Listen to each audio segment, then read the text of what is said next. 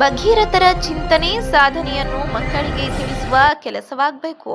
ಕಠಿಣ ಪರಿಶ್ರಮದಿಂದ ಮಾತ್ರ ಸಾಧನೆ ಮಾಡಲು ಸಾಧ್ಯ ಎಂದರು ಡಾಕ್ಟರ್ ಕುಮಾರ್.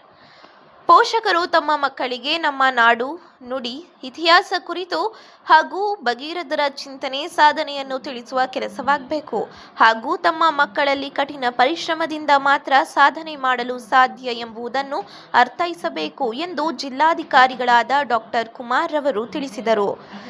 ಇಂದು ಮಂಡ್ಯ ನಗರದ ಕರ್ನಾಟಕ ಸಂಘದ ಕೆ.ವಿ. ಶಂಕರೇಗೌಡ ಶತಮಾನೋತ್ಸವ ಭವನದಲ್ಲಿ ಜಿಲ್ಲಾಡಳಿತ ಮತ್ತು ಜಿಲ್ಲಾ ಪಂಚಾಯತ್ ಕನ್ನಡ ಮತ್ತು ಸಂಸ್ಕೃತಿ ಇಲಾಖೆ ವತಿಯಿಂದ ನಡೆದ ಶ್ರೀ ಭಗೀರಥ ಜಯಂತಿ ಕಾರ್ಯಕ್ರಮವನ್ನು ಉದ್ಘಾಟಿಸಿ ಮಾತನಾಡಿದ ಅವರು, ಗಂಗೆಯನ್ನು ಭೂಮಿಗೆ ತರಲು ಹಲವು ಬಾರಿ ವಿಫಲವಾದರೂ ಸಹ ಅವಿರತ ಪರಿಶ್ರಮದಿಂದ ಗಂಗೆಯನ್ನು ಭೂಮಿಗೆ ತಂದು ನೀರಿನ ಬವಣೆಯನ್ನು ನೀಗಿಸುವ ಮೂಲಕ ಸತತ ಪ್ರಯತ್ನಕ್ಕೆ ಭಗೀರಥರ ಶ್ರಮ ಮನೆಮಾತಾಗಿದ್ದಾರೆ.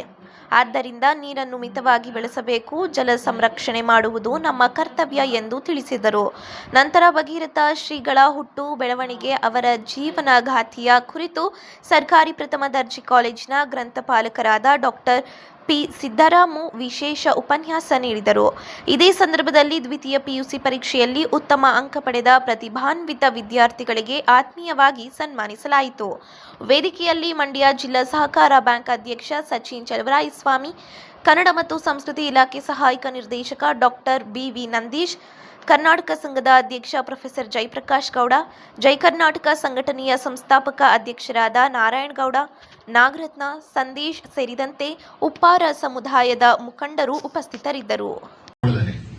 ಒಬ್ಬ ರಾಜನಾಗಿದ್ದರೂ ಸಹ ತನ್ನ ಎಲ್ಲ ಐಶ್ವರ್ಯಗಳನ್ನ, ಸುಖ ಸಂಪತ್ತನ್ನ ಬಿಟ್ಟು ಅವೆಲ್ಲವನ್ನೂ ಕೂಡ ತೊರೆದು ತ್ಯಾಗ ಮಾಡಿ ಜಗತ್ತಿನ ಒಳಿತಿಗಾಗಿ, ತಪಸ್ಸಿಗಾಗಿ ತಿಳಿದಿರತಕ್ಕಂಥದ್ದನ್ನು ನಾವು ಇತಿಹಾಸವನ್ನು ನೋಡಿದರೆ ಗೊತ್ತಾಗುತ್ತೆ ಅವರಲ್ಲಿರುವಂತ ನಿಸ್ವಾರ್ಥ ಮನೋಭಾವ ಅಂತೇಳಿ.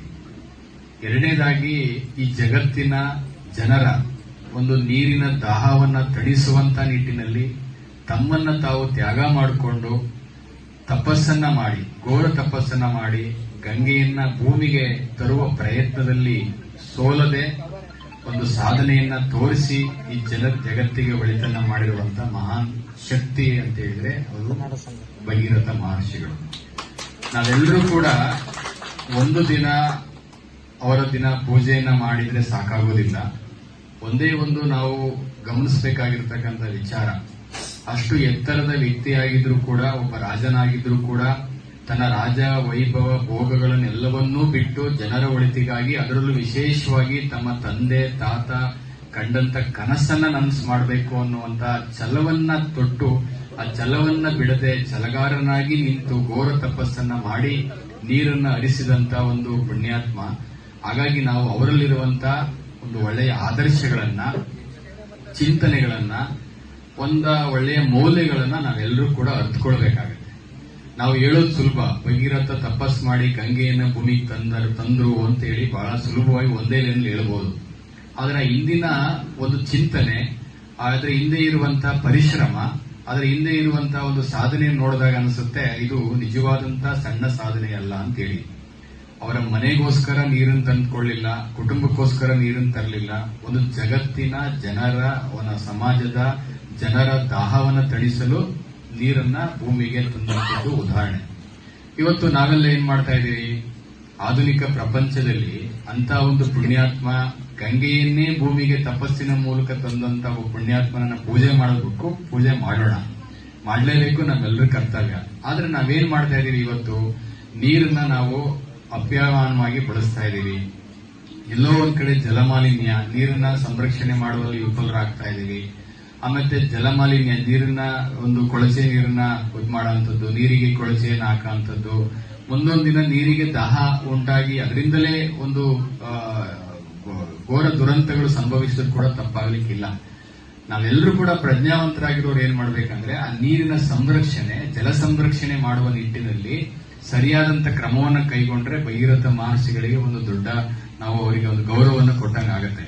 ಯಾಕೆ ಅಂತ ಹೇಳಿದ್ರೆ, ನಾವು ಇತಿಹಾಸವನ್ನು ನೋಡಿದಂತ ಸಂದರ್ಭದಲ್ಲಿ ಅವರ ತಾತ, ಭಗೀರಥ ಮಹರ್ಷಿಗಳ ತಾತ ಗಂಗೆಯನ್ನ ಭೂಮಿಗೆ ತರಬೇಕು, ತಪಸ್ ಮಾಡಿ ಅಂತ ಪ್ರಯತ್ನ ಪಟ್ಟಂತ ಸಂದರ್ಭದಲ್ಲಿ ಆ ಪ್ರಯತ್ನ ವಿಫಲವಾಗಿ ನಂತರ ಅವರ ತಂದೆ ಭಗೀರಥ ಅವರ ತಂದೆ ಈ ತರ ಒಂದು ಕನಸಿತ್ತು, ನಮ್ಮ ತಂದೆಗೆ ಅದು ಈಡೇರಲಿಲ್ಲ ಅಂತ ಹೇಳಿದಂತ ಸಂದರ್ಭದಲ್ಲಿ ತಾತನ ಕನಸು, ತಂದೆಯ ಕನಸನ್ನು ನಾನು ನನಸು ಮಾಡಬೇಕು ಅಂತ ಹೇಳಿ ಇಡೀ ರಾಜ್ಯವನ್ನು ತೊರೆದು ಹೋಗಿ ಘೋರ ತಪಸ್ಸನ್ನ ಮಾಡಿ ಭೂಮಿಗೆ ಒಂದು ಗಂಗೆಯನ್ನ ತಂದಂತ ಇತಿಹಾಸ ನಾವು ನೋಡಬಹುದು.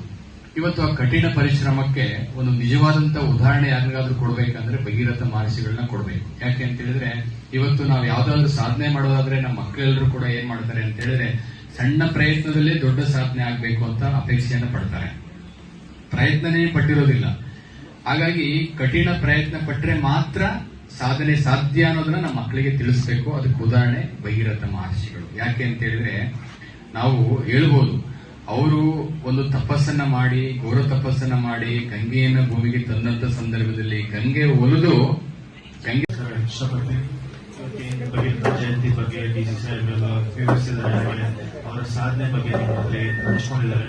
ಇದು ನಮ್ಮೆಲ್ಲರಿಗೂ ಸ್ಫೂರ್ತಿಯಾಗಿರಬೇಕು. ಮುಂದಿನ ತಿಂಗಳಲ್ಲಿ ನಮ್ಮ ಪ್ರಯತ್ನ, ನಾವೇನು ಗುರಿ ಇಟ್ಟಿರ್ತೀವಿ ಆ ಗುರಿ ಮುಟ್ಟೋವರೆಗೂ ನಮ್ಮ ಪ್ರಯತ್ನ ನಿಲ್ಲಿಸಬಾರದು. ಆ ನಿಟ್ಟಿನಲ್ಲಿ ನಾವು ಹಾಗೂ ಹಿಂದಿನ ಯುವ ಜನತೆಗಳು ಕೆಲಸ ಮಾಡಬೇಕು ಅಂತ ಹೇಳ್ತಾ ಮಾತು ಮುಗಿಸ್ತೀನಿ. ಧನ್ಯವಾದಗಳು. ಎಲ್ಲರಿಗೂ ಒಳ್ಳೆಯದಾಗಿ ಹೊಂದಿದ್ದಾರೆ. ಮಕ್ಕಳು ಬಂದಿಲ್ಲಂದ್ರೆ ಅವರ ತಂದೆ ತಾಯಿಗಳು ಬಂದು ಪ್ರಶಸ್ತಿಯನ್ನು ನಿಮ್ಮೆಲ್ಲರ ಸಮಕ್ಷಮದಲ್ಲಿ ಅವರನ್ನ ಆತ್ಮೀಯವಾಗಿ ಗೌರವಿಸ್ತಾ ಇದ್ದೀವಿ. ಜಿಲ್ಲಾಡಳಿತವಾಗಿದ್ದಾರೆ. ನಿಮ್ಮೆಲ್ಲರ ಜೋರಾದ ಚಪ್ಪಾಳೆ. ಮೊದಲನೇ ಹೆಂಡತಿ ಕೇಸಲ್ಲಿದೆ ಒಂದು ಸುರದ್ರೂಪ ಮತ್ತು ದೀರ್ಘಾಯುಸುಳ್ಳಂತಹ ಮಗನ ಜನಿಸ್ತಾನೆ. ಸುಸ್ಥಿರ ಸಮಾಜವನ್ನ ನಾವು ಕಟ್ಟಬೇಕಾಗಿದೆ. ಬಂಧುಗಳೇ, ಈ ಭಗೀರಥ ಮಹರ್ಷಿಗಳು ಈಗಾಗಲೇ ಜಿಲ್ಲಾಧಿಕಾರಿಗಳಿಂದಾಗೆ ದೇವಲೋಕದಿಂದ ಗಂಗೆಯನ್ನ ಭೂಮಿಗೆ ತಂದಿದ್ದಾರೆ. ಅದಕ್ಕೆ ಸಾಕಷ್ಟು ಶ್ರಮವನ್ನ ವಹಿಸಿದ್ದಾರೆ. ಇತಿಹಾಸದ ಪುಟಗಳನ್ನು ನಾವು ನೋಡಿದಾಗ ಶ್ರೀ ಭಗೀರಥ ಮಹರ್ಷಿ ಯಾರು ಎಂದು ನೋಡಿದಾಗ ಅಯೋಧ್ಯವನ್ನ ಆಳಿದ ರಾಜ ಮಹಾರಾಜಗಳಲ್ಲಿ ಶ್ರೀರಾಮನ ಪೂರ್ವಜರಲ್ಲಿ ಸಗರ ಮಹಾಚಕ್ರವರ್ತಿ ಒಬ್ಬರಾಗಿ ಪ್ರಮುಖರಾಗಿ ಕಾಣ್ತಾರೆ. ಸಗರ ಮಹಾಚಕ್ರವರ್ತಿ ತುಂಬಾ ಅತ್ಯುತ್ತಮ ರಾಜರಾಗಿರ್ತಾರೆ, ಮಹಾರಾಜರಾಗಿರ್ತಾರೆ. ಅವರ ರಾಜ್ಯದಲ್ಲಿ ಸುಖ ಸಂಪತ್ತು ನೆಲೆಸಿರ್ತದೆ, ಸಮೃದ್ಧಿ ನೆಲೆಸಿರ್ತದೆ. ಎಲ್ಲ ವಜ್ರ ವೈಡೂರ್ಯಗಳು ಕೂಡ ಸಾಮ್ರಾಜ್ಯದಲ್ಲಿ ಇರ್ತದೆ. ಇಂಥ ಪ್ರಜೆಗಳು ಏನು ಸುಖದ ಸಂಪತ್ತಿನಲ್ಲಿ ತೇಲಾಡ್ತಾ ಇರ್ತಾರೆ. ಇಂಥ ಸಮೃದ್ಧವಾದ ರಾಜ್ಯದಲ್ಲಿ ಸಗರ ಮಹಾಚಕ್ರವರ್ತಿಗೆ ಒಂದು ಕೊರಗಿರ್ತದೆ, ಆ ಚಿಂತೆ ಇರುತ್ತೆ. ಆ ಚಿಂತೆ ಏನಪ್ಪಾ ಅಂತಂದ್ರೆ ಸುಮಾರು 16 ವರ್ಷಗಳ ಕಾಲ ಮದುವೆಯಾದ ನಂತರವೂ ಸಹ ಅವರಿಗೆ ಮಕ್ಕಳಿನ ಭಾಗ್ಯ ಇರುವುದಿಲ್ಲ. ಇದಕ್ಕಾಗಿ ಅವರಿಗೆ ಬಹಳ ಚಿನ್ನ ಹೆಂಡತಿ ಸುಮತಿ ಎಂಬ ಇಬ್ಬರು ಹೆಂಡತಿಯರಿರ್ತಾರೆ. ಇಬ್ಬರು ಹೆಂಡತಿಯರಿದ್ದರೂ ಸಹ ಮಕ್ಕಳಾಗದ ಭಾಗ್ಯ ಅವರನ್ನು ಸದಾ ಕೊರಗುತ್ತಾ ಚಿಂತೆಗೀಡು ಮಾಡ್ತದೆ. ಸುಮಾರು 16 ವರ್ಷಗಳ ನಂತರ ಅವರು ಮಕ್ಕಳನ್ನ ಪಡೆಯಲೇಬೇಕು ಎಂಬ ಸಂಕಲ್ಪದಿಂದ ಹಿಮಾಲಯದ ತಪ್ಪಲಿನಲ್ಲಿ ಹೋಗಿ ತಪಸ್ಸನ್ನು ಪ್ರಾರಂಭ ಮಾಡ್ತಾರೆ. ಬ್ರಹ್ಮದೇವನಲ್ಲಿ ಸುಮಾರು ಹಲವು ವರ್ಷಗಳ ಕಾಲ ಕಠಿಣವಾದ ತಪಸ್ಸನ್ನು ಅವರು ಮಾಡ್ತಾರೆ. ಈ ತಪಸ್ಸಿನಲ್ಲಿ ಮಾಡಬೇಕಾದ್ರೆ ಬ್ರಹ್ಮದೇವನು ಪ್ರತ್ಯಕ್ಷನಾಗಿ ಸಗರ ಮಹಾಚಕ್ರವರ್ತಿ, ನಿನ್ನ ತಪಸ್ಸಿಗೆ ನಾನು ಮೆಚ್ಚಿದ್ದೇನೆ, ನಿನಗೆ ಏನು ಹೊರಬೇಕು ಅಂತ ಹೇಳಿತು ಅಂತ ಹೇಳ್ತಾರೆ. ಆಗ ಸಗರ ಮಹಾಚಕ್ರವರ್ತಿ, ಬ್ರಹ್ಮದೇವ ನಿನಗೆ ಗೊತ್ತಿಲ್ಲದೆ ಏನಿದೆ, ನನಗೆ ಎಲ್ಲವೂ ಇದೆ, ಪ್ರಜೆಗಳು ತುಂಬಾ ಸುಖ ಸಂತೋಷದಿಂದ ಬದುಕ್ತಾ ಇದ್ದಾರೆ, ಸುಖ ಸಮೃದ್ಧಿ ನಮ್ಮ ರಾಜ್ಯದಲ್ಲಿ ನೆಲೆಸಿದೆ, ಆದರೆ ನನಗೆ ಮಕ್ಕಳ ಭಾಗ್ಯವಿಲ್ಲ ಅಂತ ಹೇಳ್ಬಿಟ್ಟು ಅವರು ನನಗೆ ಮಕ್ಕಳ ಭಾಗ್ಯವನ್ನು ಕರುಣಿಸು ಅಂತ ಬ್ರಹ್ಮನಲ್ಲಿ ಕೇಳ್ಕೊಳ್ತಾರೆ.